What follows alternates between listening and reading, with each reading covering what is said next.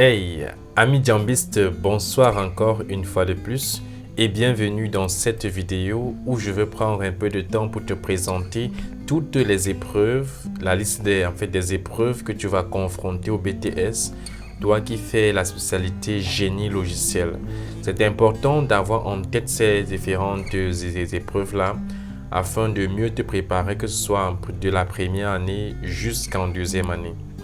Donc, nous allons ensemble regarder un document édité par le ministère de l'Enseignement supérieur qui présente la liste de ces différentes matières. Donc, comme tu peux voir ici, il y a pratiquement de 10 à...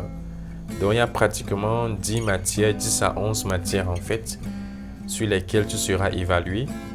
Il y aura une épreuve professionnelle de synthèse qui va durer pratiquement 6 heures. Ce sera une épreuve écrite et elle pèse pratiquement 12 crédits. Donc, elle pèse le plus gros crédit en fait qui puisse être.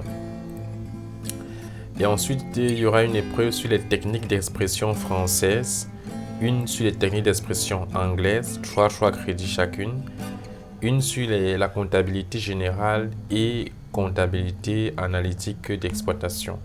Donc c'est pour cela, c'est à cause de ces épreuves en fait que tu vas voir que dans le programme que le ministère a donné aux différentes universités, il y a anglais, il y a comptabilité comme épreuve transversale, il y a technique d'expression, économie même ici, tu vois.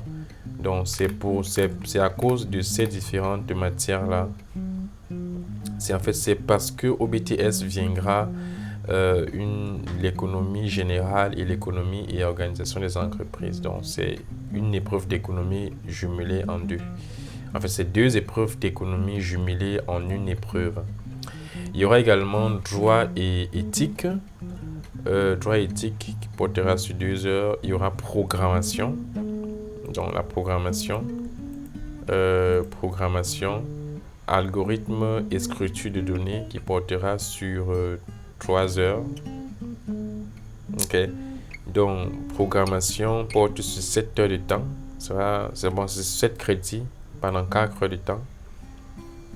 Réseau et administration système informatique, épreuve pratique de système d'information et programmation orientée objet. Donc là, il y a 2 épreuves pratiques, n'est-ce pas?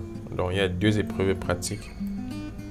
Voilà, il y a 2 épreuves pratiques de 7 heures, de 5 heures chacune. Voilà, et 7 crédits. Donc, quand tu regardes tout ce plan, bon, il y a aussi le rapport de stage qui est fait en première année et qui se termine en deuxième année, qui ne sera pas composé pendant la période du BTS, mais on va simplement envoyer les différentes notes. Quand tu regardes tout ça, on dit qu'il te faut en tout 60 crédits en fait pour réussir. Et ceci doit un peu te donner, doit te mettre en fait la puce à l'oreille par rapport aux matières sur lesquelles tu dois te concentrer. Donc, comme par exemple, l'épreuve professionnelle de synthèse, elle est 12 crédits.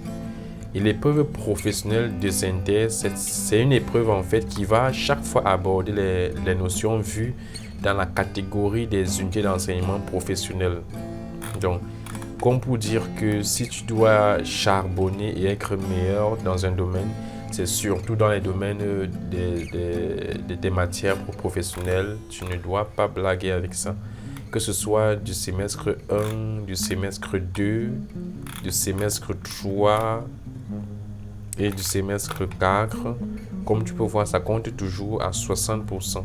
Voilà, des EU. Donc cette liste ici, réseau, administration, programmation orientée, data, base de données, structure de données et IHM, stage professionnel, elle compte toujours pour 60 points, pour 60% en fait des UE. Donc, comme pour dire, on ne s'amuse pas avec ça, c'est fondamental, c'est principal. Ce sont ces unités d'enseignement là qui vont revenir par exemple ici. Voilà, les 7 heures-ci. Les 7 crédits ici, elles reviennent ici. C'est professionnel. Elle revient encore ici. Et elle revient même encore ici. Voilà, on vient encore même ici. Donc, tu as 2 bonnes années pour te préparer à ton examen, 2 bonnes années pour te préparer à l'assimilation de ces différentes épreuves, l'assimilation des différentes notions qui vont ancrer certainement dans la composition de ces épreuves. Ça n'a rien de compliqué. C'est vrai, c'est un travail, c'est un lourd travail, mais nous sommes là pour 2 années, pour travailler, pour bosser, afin de pouvoir progresser dans la compréhension de ces différentes unités d'enseignement. Et le travail, c'est maintenant. Oui, c'est pas demain, c'est pas après-demain. Le travail, c'est maintenant. C'est maintenant qu'il faut se mettre au travail. Les moindres matières qui sont déjà données, les lire, les relire, lire même les documents en approfondissement, faire des recherches, pratiquer, beaucoup pratiquer. C'est la pratique qui permet qu'on puisse voilà, s'améliorer. Donc pratiquer, pratiquer encore et encore. Que le Seigneur te bénisse pour ta formation. Goodbye. Yeah.